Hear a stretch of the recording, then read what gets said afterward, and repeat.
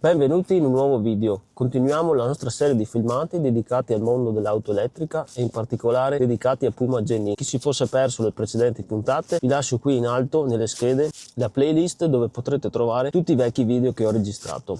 Oggi sperimentiamo anche una nuova inquadratura. Come vedete ho installato una DJI Action 5 Pro qui sul sedile del passeggero fissa, che ci servirà anche per i prossimi video dove ho intenzione di fare delle prove strumentali, quindi state sintonizzati e iscrivetevi al canale. Di cosa parleremo oggi? Oggi continuiamo l'argomento dedicato alla batteria e alla ricarica. Questa sarebbe, diciamo, la seconda parte. Questo argomento è abbastanza delicato e lungo, quindi lo suddividerò in più filmati. Il video sarà diviso in due parti. Nella prima parte tratterò i vostri commenti, quelli che mi avete lasciato nel precedente video, che vi lascio qui sempre in alto. Commenti che sono stati molto preziosi perché da essi derivano diverse precisazioni che appunto vi illustrerò oggi. Nella seconda parte vi tratterò invece ancora del carichino, quindi della ricarica con il sistema presa asciugo, e vi parlerò di quelli che sono i pregi e difetti che ho riscontrato io. Ma iniziamo subito. Siccome oggi devo leggere alcuni appunti che mi sono scritto, starò fermo qui in auto. Allora, leggo alcuni dei vostri commenti che mi sono giunti nel precedente video. Sto aspettando che Amazon mi consegni il carichino. Cavi da 1,5 mm. Pensi siano sufficienti per la ricarica? A 10 A intendo. Allora ragazzi, io non vi do consigli da elettricista perché non sono un elettricista e soprattutto non sono il vostro elettricista. Come vi ho già detto nel precedente video, chiedete al vostro elettricista. Capisco magari che vogliate fare da soli, magari siete dei smanettoni e quindi vogliate fare da voi la modifica all'impianto elettrico, però state attenti, non è solo una questione di cavi, c'è anche il differenziale, il magnetotermico, devono essere adeguati alla ricarica delle auto elettriche. Infatti anch'io dovrò fare una modifica al mio impianto elettrico, come ho già detto, e soprattutto state attenti a fare le cose da soli, perché se per ipotesi, facciamo pure i corni, la casa prende fuoco, magari anche per cause che non c'entrano niente con l'auto elettrica, cause esterne ovviamente, e siete assicurati, sperando siate assicurati, state attenti perché se la modifica è stata fatta da voi e non è stata dichiarata, non c'è una dichiarazione di conformità, non è certificata, può essere che l'assicurazione non vi dia risarcimento. Quindi stiamo attenti, dovete farvi fare la modifica da un professionista e che vi rilasci una dichiarazione di conformità, anche perché le assicurazioni fanno sempre più fatica a pagare anche quando le cose sono a posto, figuriamoci se non sono a posto. Secondo commento fa riferimento sempre alla ricarica con carichino. Vado a leggere, questo è il commento ovviamente di un altro utente. Sono un elettricista e non un tirafili, il tuo impianto di casa fatto a regola d'arte come altri su una presa porta 16 A non in modo continuativo. Le prese anche l'asciugo possono regolare al massimo 2,3 kW per uso continuativo e 3,3 per uso temporaneo. E questo te lo scrive il produttore delle prese, Winmar, Biticino, via dicendo. Hai perfettamente ragione, infatti come vi ho detto nel video, io ho un carichino da 16 A, però io carico a 10 e scusatemi se non l'ho detto nel precedente video, ma carico a 10 proprio per questioni di sicurezza, perché caricare al massimo di quello che può portare alle prese non è assolutamente indicato, quindi state attenti anche a questo aspetto. E come vi ho già detto, in futuro prossimo, spero presto perché il mio elettricista è sempre impegnato, farò una modifica all'impianto elettrico dove metterò un cavo unico, una linea unica adibita solo alla carica dell'auto elettrica, in modo da poter caricare anche alla massima potenza del carichino con specifici interruttori magnetotermici e differenziali, quelli proprio per la ricarica delle auto elettriche. Ma qui ancora una volta ribadisco, chiedete al vostro elettricista. Altro commento: grazie per i tuoi video sempre molto interessanti e completi. Una domanda: se l'auto dovesse rimanere perennemente all'aperto e senza possibilità di avere una tettoia e ombra, le temperature estive possono causare danno alle batterie o problemi di ricarica domestica? Allora, da questo punto di vista non c'è nessun problema, cioè se l'auto rimane sempre fuori al sole, per la batteria non è un problema, anche perché l'auto elettrica è dotata di un sistema, il BMS, Battery Management System, che monitora in maniera continua lo stato della batteria, quindi sia nelle fasi di utilizzo su strada sia nelle fasi di ricarica la batteria viene tenuta sempre alla temperatura adeguata. L'unico problema che ci può essere è che se fa tanto caldo ovviamente la batteria dovrà essere raffreddata, e soprattutto se si utilizza la carica veloce, e quindi probabilmente ci sarà un aumento dei consumi di energia, perché una parte deve essere utilizzata ovviamente per caricare la batteria e una piccola parte deve essere utilizzata per mantenerla alla giusta temperatura. Quindi quello che consiglio di fare, magari se per forza l'auto deve stare sempre al sole, caricatela di notte, dove appunto non essendoci il sole le temperature sono più basse. Piuttosto mi preoccuperei di altro io, un'auto lasciata sempre al sole, e questo vale anche per un'auto termica, si rovina facilmente, quindi la vernice, i fari, le guarnizioni, se sempre al sole si deteriorano in un tempo molto più breve.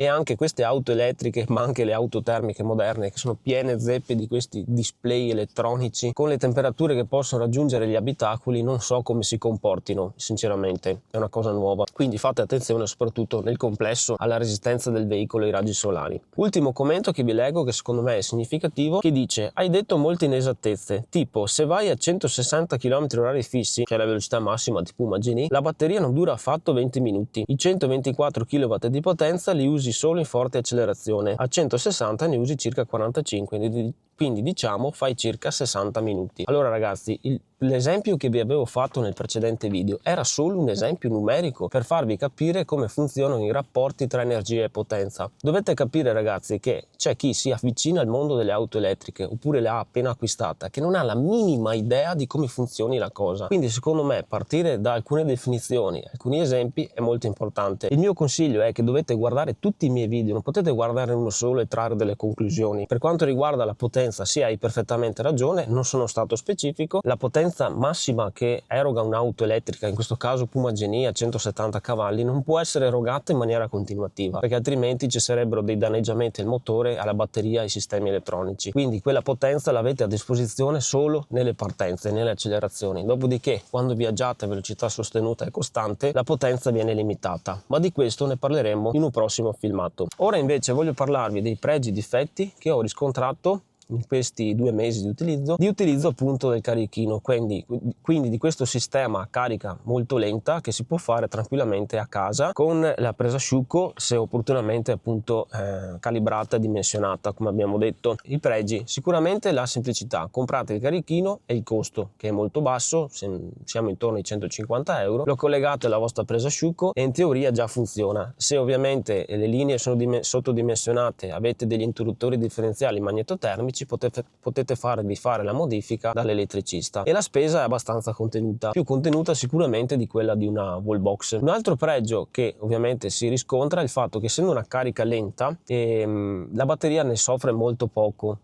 Sappiamo che la batteria soffre le cariche veloci, questa essendo estremamente lenta, e ovviamente la batteria ne giova nel tempo. Ovviamente questo comporta appunto dei difetti. Il primo difetto ovviamente è che, essendo una carica lenta, ci vuole molto tempo, quindi il modo giusto a mio avviso di usare il carichino è di non aspettare che l'auto si scarichi completamente, perché se si scarica completamente ci vuole molto tempo poi per rimpinguare tutta l'energia consumata nel tragitto. A mio avviso, quando utilizzate l'auto e avete fatto un tragitto, tornate a casa, la mettete in carica indipendentemente dallo stato di carica. Non preoccupatevi, la batteria non si rovina, non è necessario caricarla e scaricarla completamente ogni volta. Un altro piccolo difetto che ho riscontrato io, e che ho anche cercato di misurare per quanto misurabile sia questa cosa, perché ovviamente non ho degli strumenti di misura certificati e tarati, è il discorso che per caricare l'auto la quantità di energia che si spende alla presa di corrente della vostra casa è leggermente superiore a quella che invece va a finire nell'auto, semplicemente perché voi prendete corrente alternata dalla presa domestica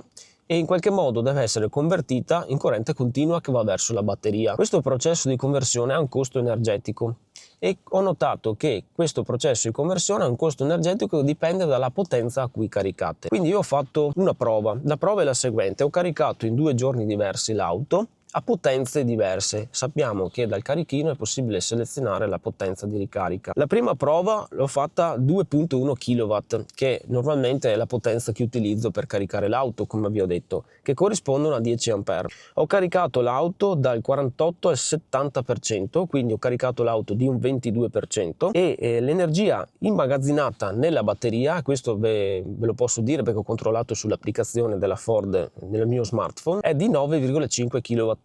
Mentre se vado a vedere il carichino, quello che ha segnato il carichino al termine del processo di ricarica, vi faccio vedere anche le foto che ho fatto, è 10,6 kW, quindi è superiore, e ci ha messo un tempo di 5 ore e 4 minuti. Abbiamo quindi uno scarto di 1,1 kW, quindi per caricare l'auto a 2,1 kW di 9,5 kWh di energia, quindi 22%, ho uno scarto, ho dovuto consumare alla presa 1,1 kWh in più, mentre un altro giorno ho fatto la prova a 1,1 kW, quindi ho messo il carichino a 6 ampere, al minimo sostanzialmente. Ho portato la carica dal 58 all'80%, quindi in un'altra fascia ma sempre un 22% di ricarica. Ci ha messo 8 ore e 19 minuti, quindi praticamente quasi il doppio, e ho caricato 9,3 kWh nella batteria, sempre verificato da applicazione, vi faccio vedere le foto, mentre da carichino un consumo di 10,7, quindi ho prelevato dalla presa di corrente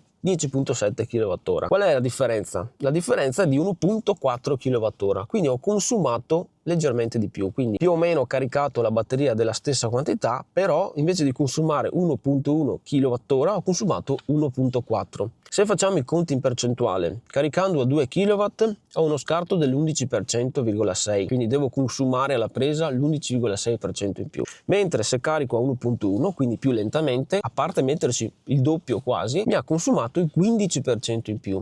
Questo in una carica singola magari non fa la differenza, ma se fate tanta strada, facciamo l'ipotesi, io in teoria faccio dai 10 ai 15.000 km all'anno, supponendo che l'auto faccia sugli 8 km a kilowattora, possiamo fare anche due conti, abbiamo 15.000 diviso 8, circa 1875 kWh. Questa è l'energia che devo immagazzinare ovviamente con tutte le cariche nella batteria. Se carico alla potenza di 1,1 kW ho un consumo in più del 15%, quindi devo fare 1875 per 0,15 fa 281, quindi ho 281 kWh in più spesi per poter caricare la batteria, e quelli non li posso utilizzare per marciare, per andare avanti, perché non vanno a finire nella batteria, sono serviti al processo di ricarica. Se sono, ipotizziamo, 10 centesimi a kilowattora come costo dell'energia, se la compriamo direttamente dall'Enel, diciamo dalla rete, 281 per 10 centesimi fa 28 euro, quindi ci sono 28 euro in più, diciamo. Questo è un calcolo ovviamente spannometrico all'anno che dovete spendere per utilizzare un processo di carica che ha una determinata dispersione. Quindi quello che ho constatato in sostanza è che più lento è il processo di ricarica, più alte sono le dispersioni.